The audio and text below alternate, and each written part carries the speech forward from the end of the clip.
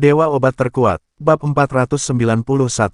Begitu Ye berhasil dengan cara ini, akan ada Ye kedua, atau bahkan ketiga, yang akan memanfaatkan teknologi medis Heiyun mereka. Bagaimana markas kelompok membiarkan hal seperti itu terjadi? He Feng bisa mewujudkan ini sekali. Jika dia tidak bisa menebusnya, dia pasti tidak akan memiliki kesempatan untuk memasuki markas Tu Group. Di pasar Shanghai saat ini, Yas memiliki pangsa terbesar di industri farmasi. Tentu saja, mereka hanya menempati sebagian dari satu kategori obat-obatan. Fakta bahwa mereka dapat mencapai level ini pada langkah pertama dapat dianggap sebagai keajaiban dalam hal bisnis. Yang terpenting adalah harga obatnya yang murah, sehingga tidak mungkin sebagian orang dengan motif tersembunyi mengacaukan pasar dengan produk palsu. Dan hasilnya yang luar biasa juga membuat pesaing lain mudah tersingkir oleh konsumen. Padahal produk serupa memiliki merek dagang ternama internasional, Heiyun Pharmaceutical Technology. Ketika Reves tiba di Shanghai, hal pertama yang dia lakukan adalah menyelesaikan situasi saat ini. Bagi para eksekutif setingkat mereka, ini bukanlah tugas yang sulit sama sekali. Dia juga memiliki pemahaman yang komprehensif tentang keluarga Ye. Ini memang lawan yang sulit. Reves tampak sedikit terkejut, seolah-olah dia sudah bertahun-tahun tidak menemukan hal menarik seperti itu. Metode konvensional benar-benar tidak berpengaruh. Keluarga Ye sangat kuat, tampaknya kecil, tetapi kohesi internal mereka sangat kuat. Dan mereka telah merekrut sekelompok orang dengan bakat bisnis luar biasa untuk bekerja menuju satu tujuan. Sulit baginya untuk percaya bahwa ini hanyalah sebuah perusahaan yang berasal dari kota kecil. Li Qi ini bisa menjadi penanggung jawab wilayah Shanghai hanya dalam 5 tahun bekerja. Sungguh sulit dipercaya, bahkan sedikit konyol. Reves menyematkan foto Li Qi di panel, dan mengeluarkan beberapa karyawan penting Ye lainnya dan menyematkannya di lokasi berbeda. Foto semua orang yang bertanggung jawab atas Departemen Pemasaran, Departemen Publisitas, Departemen Keuangan, Departemen Hubungan Masyarakat, DEL. Ye dipaku di dinding. Reves menyapu satu persatu, memikirkan dalam benaknya di mana akan ada celah yang memungkinkan dia membuka lubang, menerobos blokade Ye, dan melakukan serangan balik. Tapi setelah melihatnya dalam waktu lama, dia tidak bisa memikirkan kekurangan apapun. Sempurna, dia tertawa dan tidak bisa menahan tepuk tangan, struktur Ye sangat kuat. Hubungan antara masing-masing departemen juga saling terkait dan tidak ada celah dalam sistem. Sungguh sulit dipercaya, belum lagi hanya sebuah perusahaan kecil, bahkan perusahaan grup multinasional seperti mereka telah mengalami banyak tantangan dan krisis sebelum secara bertahap membentuk sistem operasi yang lengkap dan ketat. Dia tidak dapat menemukan kekurangan apapun dalam proses operasi Ye, yang membuat Reves tenang dan tidak berani meremehkan Ye. Reves menatap foto-foto itu lama sekali, dan matanya perlahan menjadi dingin. Dia mengambil pena hitam dan membuat tanda silang pada foto Li Qi dan lainnya. Saya harus memverifikasi dulu apakah itu karena mekanisme operasi Ye atau karena Anda.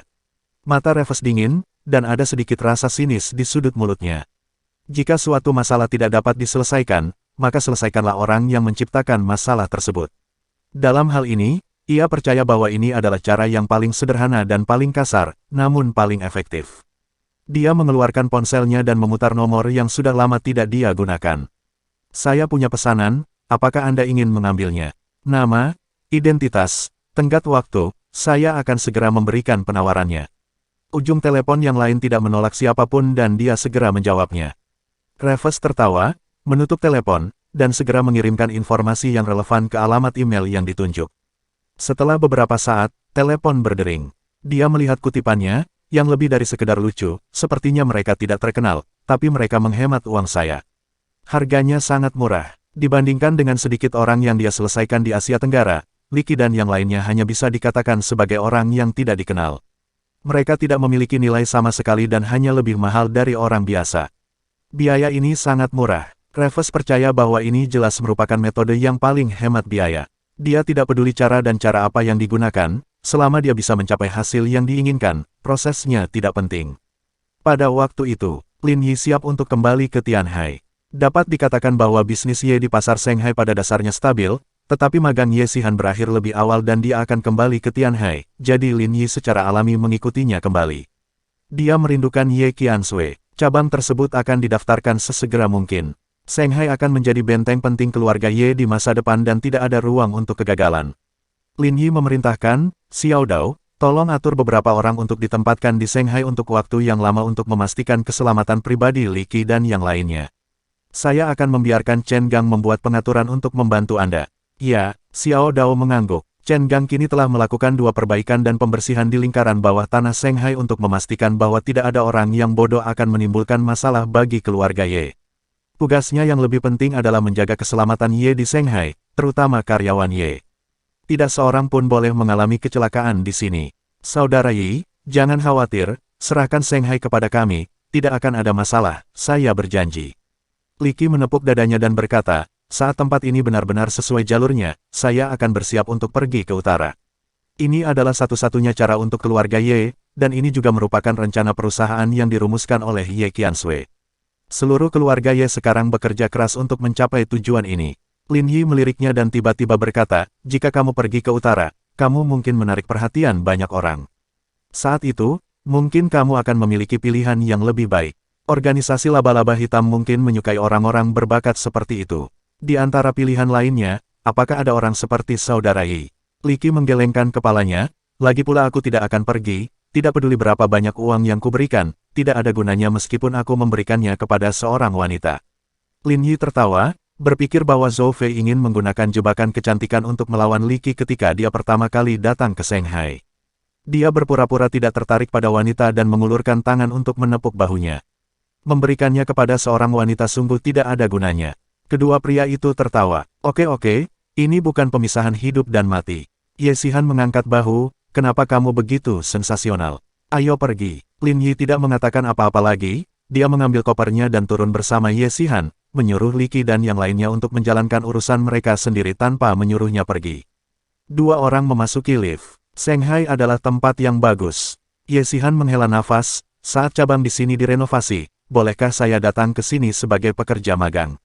Apakah kamu tidak akan memasuki industri hiburan? Mengapa kamu punya satu ide setiap hari? Lin Yi berkata dengan marah. Meskipun itu urusan keluarga Anda sendiri, Anda tidak bisa bermain seperti ini. Aku di sini untuk membantu, oke. Lihat betapa sibuknya mereka setiap hari. Betapa sulitnya, kamu dan kakakku tidak tahu cara mengirim beberapa orang lagi ke sini untuk membantu. Apakah kamu memahami prinsip bahwa jika kamu tidak memiliki banyak tentara, maka kekuatanmu bergantung pada kekuatanmu? Lin Yi mendengus dan mulai berdebat dengan Ye Xihan, lupakan saja, kamu tidak akan mengerti bahkan jika aku memberitahumu, kamu sedang bermain piano untuk seekor sapi. Jika Ye Xihan bisa menahannya, dia segera melawan. Ding dong, lift tiba, pintu terbuka, dan seorang petugas kebersihan masuk.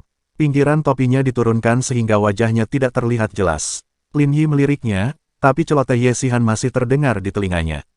Aku lupa barang-barangku. Katanya tiba-tiba, bab 492. Apakah kamu melupakan sesuatu? Ye Xihan tidak bisa menahan diri untuk tidak memutar matanya, bisakah kamu mengandalkan beberapa tip dan mengambil beberapa trik? Lin Yi terlalu malas untuk memperhatikannya dan mendorongnya keluar dari lift. Tunggu aku di bawah. Setelah mengatakan itu, dia menekan lantai lagi, menoleh ke arah staf kebersihan, dan berkata sambil tersenyum, halo, lantai berapa ini? Lantai 11, terima kasih. Suara staf kebersihan serak dan dia berbicara tentang lantai yang lebih rendah dari Lin Yi. Begitu Lin Yi menekannya, dia berhenti bicara. Lift perlahan naik ke lantai 11, dan staf kebersihan mendorong gerobak keluar tanpa melihat ke atas dari awal hingga akhir. Lin Yi juga tidak mengatakan apa-apa dan sepertinya memikirkan urusannya sendiri. Ketika dia sampai di lantai 12, pintu lift terbuka sangat cepat dan dia segera bergegas ke kantor Li Qi sambil menelepon Xiao Dao dan yang lainnya. Saya tidak menyangka hal itu akan terjadi begitu cepat. Pada saat yang sama, staf kebersihan sedang membersihkan pintu lift di lantai 11. Dia melihat ke atas dari waktu ke waktu dan melihat lift mencapai lantai paling bawah dan kemudian naik ke lantai 12. Dalam waktu sesingkat itu, orang yang baru saja naik, turun lagi. Orang ini adalah satu-satunya yang melihatku sepanjang perjalanan, tapi melihat dia yang memegang koper tadi, pasti dialah yang pergi. Melihat lift sudah sampai di lantai paling bawah, petugas kebersihan segera mengambil beberapa peralatan sederhana dan langsung menaiki tangga menuju lantai 12. Dia menundukkan kepalanya, tapi matanya mengamati sekelilingnya dengan cermat. Lantai paling atas disewakan oleh orang-orang Ye sebagai kantor sementara. Biasanya, tidak ada orang lain yang datang kecuali staf kebersihan. Awalnya tidak banyak orang di sini. Kecuali Li Qi dan beberapa anggota kunci, staf biasa lainnya tidak ada di sini. Petugas kebersihan mengenakan sarung tangan dan mengeluarkan botol hitam dari sakunya. Dia membuka tutupnya dan menuangkan cairan dalam botol ke kain lapnya. Tanpa mengucapkan sepatah kata pun, dia berjalan cepat menuju tempat kantor Li Qi berada. Dia sudah memahami tata letak di sini dengan jelas, dan bahkan tahu di mana Li Qi berada. Dong dong dong. Dia mengulurkan tangan dan mengetuk pintu. Halo, wanita pembersih. Silakan masuk. Ada suara yang datang dari dalam. Staf kebersihan membuka tutup pintu dan masuk. Dia mendongak dan melihat Li Qi dengan punggung menghadap pintu, berdiri di depan jendela telepon dari lantai ke langit-langit, jelas masih mengatur pekerjaan. Lakukan saja apa yang aku katakan. Itu tidak sulit. Jangan membuat kesalahan. Staf kebersihan berjalan ke meja dan menyeka meja sambil mengamati. Li Qi mulai berbicara di telepon tanpa henti bahkan tanpa menoleh ke belakang. Dia berpindah dari meja ke meja kopi, sofa, dan vas di sudut, semakin dekat ke Li Qi. Harus dicek baik-baik, apakah itu impor atau ekspor. Melihat Li Qi masih tidak menjaganya, atau bahkan tidak peduli sama sekali, hanya berbicara di telepon, mata staf kebersihan menjadi dingin, dan melihat jaraknya baik-baik saja, dia segera berjalan menuju Li Qi dengan tenang. Dia meraih kain lap di tangannya, berjalan di belakang Li Qi, dan perlahan mengulurkan kain itu untuk menutupi mulut Li Qi. Tepat ketika dia hendak mengambil tindakan, tangannya tiba-tiba tidak bisa bergerak dan ditangkap oleh seseorang. Ekspresinya berubah, dia tidak peduli, matanya menjadi dingin, dan dia tiba-tiba meningkatkan kekuatannya. Setelah mencapai titik ini, apakah dia masih bisa gagal? Mustahil. Tapi kemudian, wajahnya menjadi jelek. Sekeras apapun dia berusaha, tangannya tidak bisa bergerak sama sekali. Seperti dijepit tang baja, tidak bisa bergerak sama sekali. Ether, baunya sangat menyengat, kamu sangat tidak profesional.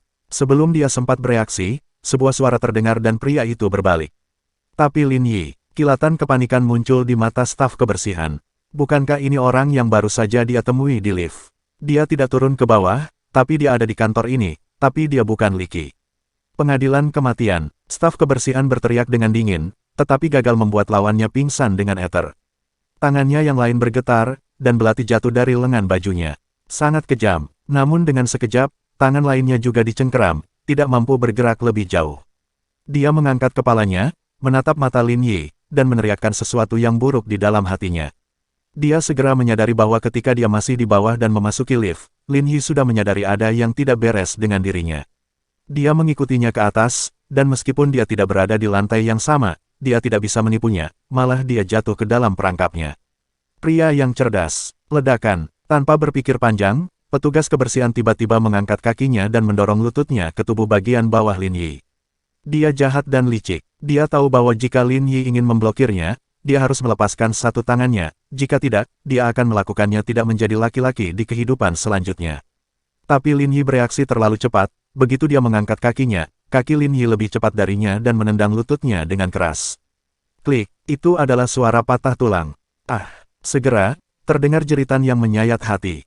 Staf kebersihan hanya berbaring di tanah, meratap kesakitan, tetapi tangannya masih dipegang oleh Lin Yi, tidak dapat melepaskan diri, menyebabkan dia sangat kesakitan. Siapa yang memintamu untuk datang? Lin Yi secara bertahap mengerahkan kekuatan dengan jari-jarinya.